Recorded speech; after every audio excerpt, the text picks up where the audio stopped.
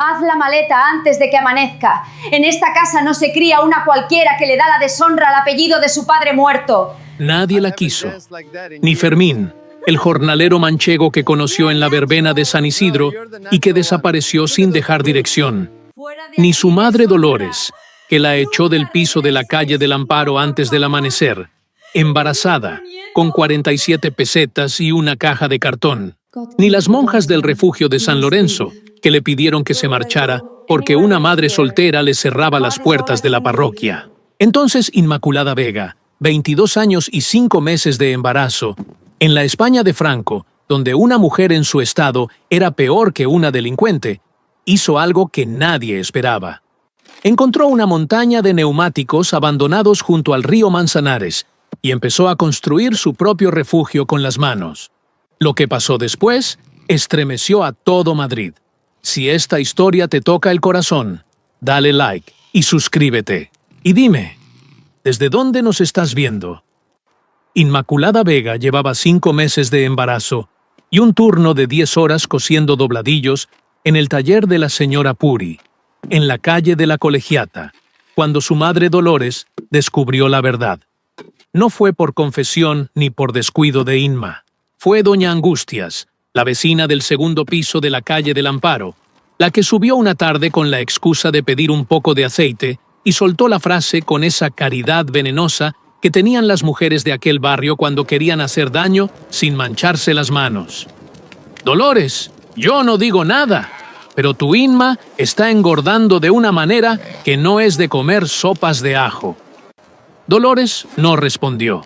Cerró la puerta, dejó la botella de aceite en la cocina y se quedó de pie en el pasillo mirando la pared durante casi 10 minutos, con las manos apretadas contra el mandil negro que no se había quitado desde que enviudó de Ramiro, su marido, muerto en 1953, al caerse de un andamio en las obras del Ministerio del Aire, en la plaza de la Moncloa.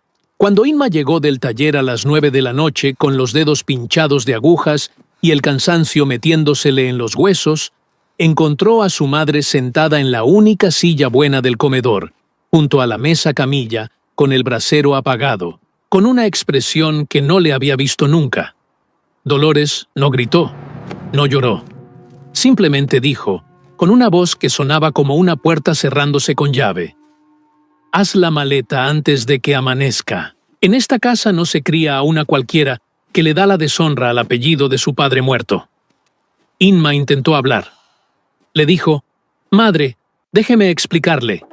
Pero Dolores levantó la mano sin mirarla. Ese gesto seco que en aquella casa significaba que la conversación había terminado antes de empezar. Inma le dijo que Fermín no la había abandonado, que simplemente había dejado de aparecer por el barrio de un día para otro, que lo conoció en la verbena de San Isidro del año anterior, junto a las casetas de la Pradera, y que era un buen hombre, jornalero manchego que había venido a Madrid buscando trabajo en la construcción, que le había prometido volver y no volvió, que ella había preguntado por él en la pensión de la calle Mesón de Paredes, donde se alojaba, y le dijeron que se había marchado sin pagar la última semana. Dolores la interrumpió sin levantar la voz. ¿Un jornalero de verbena? ¿Un hombre sin oficio ni apellido conocido? Tu padre se revolcaría en la tumba si supiera lo que has hecho. Inma sintió que algo se rompía dentro de ella, despacio, como se agrieta un plato de loza que ya no tiene arreglo. Le dijo: «Madre, es su nieto». Y Dolores contestó algo que Inma recordaría todas las noches durante los meses siguientes: «Yo no tengo nietos. Y si el padre Anselmo de la parroquia de San Lorenzo se entera de esto, nos quedamos sin poder entrar en misa, que es lo único digno que nos queda. Vete antes de que amanezca y no vuelvas hasta que ese problema esté resuelto». Se levantó de la silla, recogió el rosario de la mesa y se encerró en su habitación.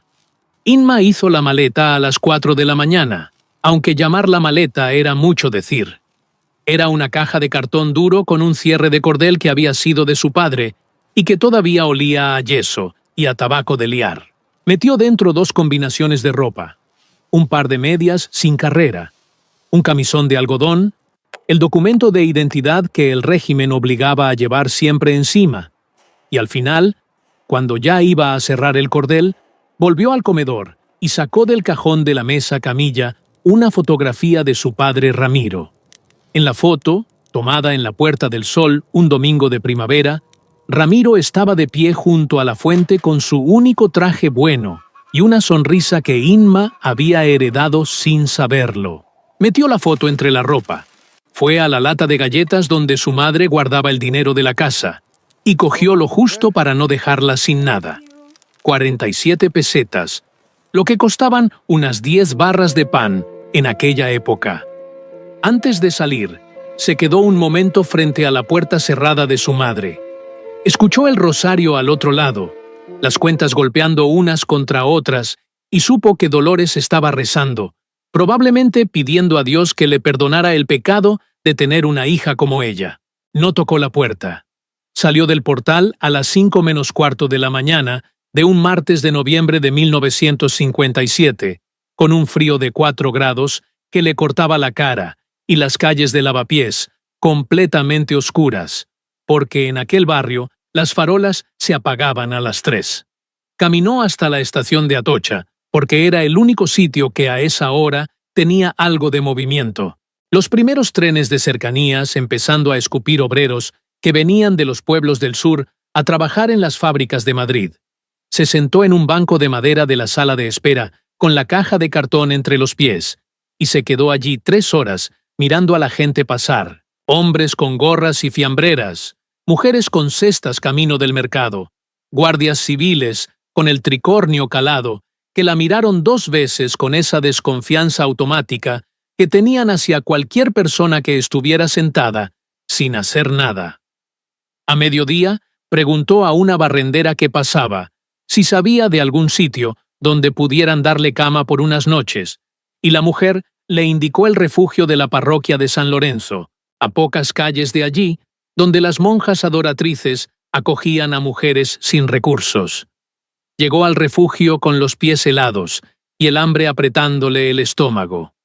Una monja joven llamada Sor Milagros le abrió la puerta, le miró la barriga y le dijo que pasara sin hacer preguntas.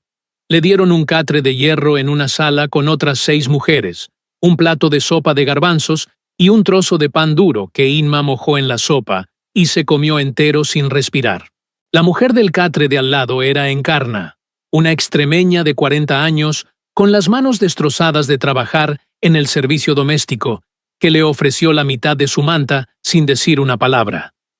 Durmió 3 noches en aquel catre, las mejores 3 noches que tendría en mucho tiempo. Al segundo día, Encarna le habló por primera vez. Le preguntó cuántos meses llevaba, y cuando Inma le dijo 5 y medio, Encarna asintió despacio y le dijo: «Yo perdí 1 a los 6, del frío y de pasar hambre. Ten cuidado, hija, que el cuerpo aguanta mucho, pero no aguanta todo». No volvió a hablar del tema, pero a partir de esa noche le dejaba su rebeca de lana encima de las piernas cuando se dormía. Al cuarto día, Sor Milagros se acercó a Inma después del desayuno y le explicó, con una expresión que intentaba ser compasiva pero que no podía disimular la incomodidad, que la Madre Superiora había decidido que no podían tenerla más. «Hija, entiéndelo. Si el párroco se entera de que acogemos a una mujer en tu estado sin estar casada, nos cierran el refugio», le dijo bajando la voz. Le dio una estampa de la Virgen del Carmen y la dirección de una casa de acogida para mujeres caídas que gestionaban las Hermanas de la Caridad en las afueras de Madrid. Pero le advirtió que allí las condiciones eran duras y que las monjas trataban a las mujeres como penitentes. Inma guardó la estampa en el bolsillo, recogió la caja de cartón y se despidió de Encarna con un abrazo largo y silencioso. Salió del refugio con la caja bajo el brazo y la barriga tirándole de la espalda con un peso que cada semana se hacía más presente. No fue a la casa de acogida. Empezó a caminar hacia el sur siguiendo el curso del río Manzanares porque el río al menos le daba una dirección y porque recordaba que su padre Ramiro siempre decía que cuando no sabes a dónde ir, sigue el agua, que el agua siempre encuentra camino. Pasó por debajo del puente de Toledo con las piernas pesadas y el estómago vacío, Cruzó zonas de la periferia sur que no conocía, descampados llenos de chabolas donde familias enteras vivían en casas hechas de lata y cartón, niños descalzos jugando entre barro, mujeres lavando ropa en barreños. Caminó durante casi 3 horas, hasta que el sol empezó a caer detrás de los edificios y el frío de noviembre se le metía por las costuras del abrigo. Y entonces, al final de un camino de tierra junto a la orilla del río, vio algo. Un descampado enorme, lleno de neumáticos viejos, apilados en montañas irregulares, detrás de lo que parecía una nave industrial abandonada. Se quedó de pie, mirando aquellos neumáticos durante varios minutos, con la caja de cartón en el suelo y las manos metidas en los bolsillos, y el bebé moviéndose dentro de ella. Y por primera vez en 4 días, Inma sintió algo que no era miedo ni tristeza ni vergüenza, sino una idea, pequeña y absurda, y probablemente imposible, pero una idea al fin, porque su padre era albañil, y ella había pasado la infancia viéndolo levantar paredes con lo que fuera. Y si algo le había enseñado Ramiro Vega, era que cualquier cosa puede ser un ladrillo si la pones en el sitio correcto. El descampado apareció delante de ella como aparecen las cosas que nadie busca, al final de un camino de tierra que bordeaba el río Manzanares y que no llevaba a ningún sitio que le importara a nadie. Detrás de una nave industrial con las paredes de ladrillo ennegrecido y un portón de chapa medio arrancado de las bisagras, se extendía un solar lleno de neumáticos viejos apilados en montañas irregulares, bidones de aceite oxidados y hierbajos secos que crecían entre los escombros. Los neumáticos venían de los talleres de la zona sur de Madrid, que en aquellos años los tiraban donde podían, porque nadie se molestaba en recogerlos y a la policía municipal le importaba bastante poco lo que pasara en los descampados del río. Inma se quedó de pie en el borde del terreno durante varios minutos, con la caja de cartón a sus pies y el abrigo cerrado hasta el cuello. Cualquier otra persona habría visto un vertedero. Inma vio paredes. La idea no le vino de ningún libro ni de ninguna conversación, sino de algo mucho más simple. Los 15 años que pasó viendo a su padre Ramiro levantar muros en las obras de medio Madrid con lo que tuviera a mano. Ramiro decía que un buen albañil no necesita los mejores materiales, necesita entender cómo se reparte el peso y que cualquier cosa puede ser un ladrillo si la colocas donde corresponde.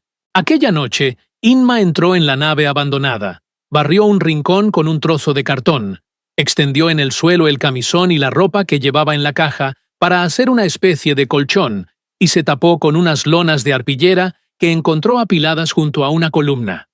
A la mañana siguiente, antes de que saliera el sol, ya estaba fuera. Arrastró el primer neumático hasta una zona plana del terreno, donde el suelo era tierra compacta y no escombro. Lo colocó en horizontal y empezó a rellenarlo con tierra y gravilla, apisonándola con un trozo de viga de madera que encontró dentro de la nave y que usaba como un mazo. Sabía lo que hacía porque había visto a su padre rellenar huecos en los muros con cascote y barro, compactándolo a golpes hasta que quedara sólido. El principio era el mismo: llenar, apretar, llenar, apretar, hasta que el neumático pesara tanto que no lo moviera ni el viento. Tardó casi 2 horas en completar uno solo. Se sentó encima de él con las manos temblando y ampollas ya formándose en las palmas, y calculó mentalmente lo que necesitaba. Al menos 200 para levantar 4 paredes de 1,5 metros. A ese ritmo tardaría semanas. Pero Inma no tenía otro plan, ni otro sitio, ni otra opción. Se levantó, agarró la viga de madera y empezó con el segundo neumático. A mediodía había completado 4. Comió un trozo de pan que había guardado del refugio de las monjas. Bebió agua del río colada con un trapo que usaba como filtro, algo que también le enseñó su padre cuando trabajaban en obras sin fuente cerca, y siguió trabajando hasta que el sol se puso y las manos le sangraban por las ampollas reventadas. Esa noche, tumbada dentro de la nave con el cuerpo destrozado y el bebé moviéndose como protestando por el esfuerzo, Inma pensó en su madre Dolores rezando el rosario al otro lado de aquella puerta cerrada, y se prometió a sí misma que no iba a llorar. Al segundo día, los obreros de una fábrica de curtidos al otro lado de la valla metálica la descubrieron. Primero fue uno solo, un hombre de unos 50 años con boina negra y mandil de cuero, que se asomó por encima de la valla y la miró con la boca abierta. «Oye, chiquilla, ¿qué haces con esas ruedas?», le gritó. Inma no contestó. Siguió golpeando tierra dentro del tercer neumático de la mañana. Al rato apareció otro, más joven, con un cubo de residuos que iba a tirar al descampado, y se paró a mirarla.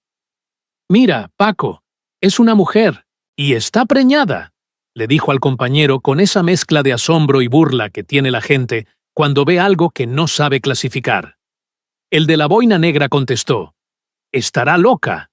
¿Quién va a hacer una casa con ruedas?». Y el joven se rió y dijo: «La loca de las ruedas». Y la frase se quedó como un mote que Inma escuchaba cada mañana cuando los obreros entraban al turno y cada tarde cuando salían. Ella aprendió a no levantar la cabeza. Se concentraba en el ritmo del trabajo. Palada, golpe, palada, golpe. Y dejaba que las palabras le pasaran por encima como el ruido de los camiones que circulaban por la carretera de Andalucía. Un mediodía de la segunda semana, el hombre de la boina negra, que se llamaba Paco Heredia y llevaba 30 años curtiendo pieles en aquella fábrica, volvió a acercarse a la valla. Pero esta vez no venía a burlarse. Traía un atillo envuelto en papel de periódico. «Chiquilla», le dijo sin mirarla a los ojos, «mi mujer ha hecho tortilla esta mañana y ha sobrado». Dejó el atillo encima de la valla y se fue. Inma lo recogió cuando él ya había desaparecido y encontró dentro un trozo de tortilla de patatas todavía tibia y una naranja. Las semanas fueron pasando y el refugio fue tomando forma como algo que no tenía nombre ni categoría, ni casa, ni chabola, ni choza. Simplemente un sitio. Inma trabajaba desde que amanecía hasta que el cuerpo le pedía parar, que normalmente era cuando la espalda le dolía tanto que no podía mantenerse de pie. Rellenó neumáticos hasta que dejó de contarlos. Los fue apilando en filas de 3, escalonados como los ladrillos que ponía su padre, creando paredes curvas que no seguían ninguna línea recta, pero que se sostenían por su propio peso. Para el techo, improvisó una estructura con tablas de madera que arrancó de unos palés abandonados junto a la nave, y las cubrió con capas de arpillera y trozos de uralita que encontró en un vertedero cercano, sujetándolo todo con alambre que retorcía con unas tenazas viejas que rescató de la fábrica de curtidos.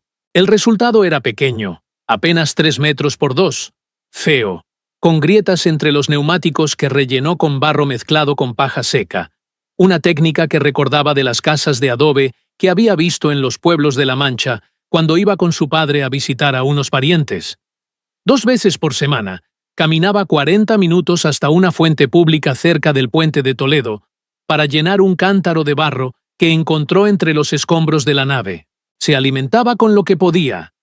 Pan duro que recogía del suelo junto a una panadería de Legazpi, antes de que lo barrieran.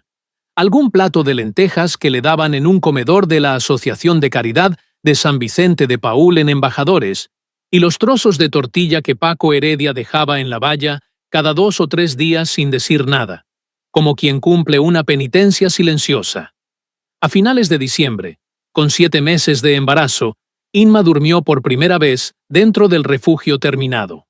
Había extendido paja seca en el suelo, colocado encima los cartones más gruesos que encontró, y se había tapado con la arpillera y el camisón de repuesto como manta adicional. Esperaba pasar frío, el mismo frío que llevaba semanas soportando dentro de la nave abandonada, pero al cabo de 1 hora tumbada notó algo que la hizo sentarse de golpe. El interior estaba caliente. No tibio, caliente de verdad. Las paredes de neumáticos rellenos de tierra compactada y sellados con barro absorbían el poco calor que generaba su cuerpo y el de un candil de aceite que había fabricado con una lata de sardinas y una mecha de trapo, y lo devolvían lentamente, como un horno de pan que conserva el calor horas después de apagarse. Inma se quedó despierta aquella noche entera, no por frío, sino por asombro. Puso la mano en la pared de caucho y tierra, y la sintió tibia. «Funciona», dijo en voz alta, y fue la primera vez en semanas que sonrió. A la mañana siguiente sacó del fondo de la caja de cartón la fotografía de su padre Ramiro en la Puerta del Sol y la clavó en la pared interior con un clavo doblado que enderezó a golpes. «Tenías razón, padre», le dijo a la foto. «Cualquier cosa puede ser un ladrillo». Enero de 1958 llegó con la ola de frío que los viejos del barrio de Legazpi llevaban anunciando desde Todos los Santos. Las temperaturas en Madrid cayeron por debajo de cero durante varios días seguidos, la fuente del puente de Toledo amaneció con una capa de hielo, y en los descampados del río, las familias de las chabolas quemaban lo que encontraban para no congelarse. Inma, con 8 meses de embarazo y una barriga que ya apenas le dejaba agacharse, pasó aquellas noches dentro de su refugio de neumáticos, con el candil encendido y toda la paja y arpillera que había conseguido acumular. Fuera hacía 3 grados bajo cero. Dentro, la temperatura se mantenía muy por encima.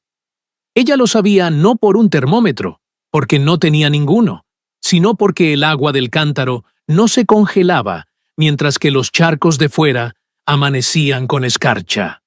Paco Heredia, que con el paso de las semanas había dejado de mirarla con curiosidad para mirarla con algo parecido al respeto, le pasó una tarde por encima de la valla una manta de lana que dijo que su mujer ya no usaba.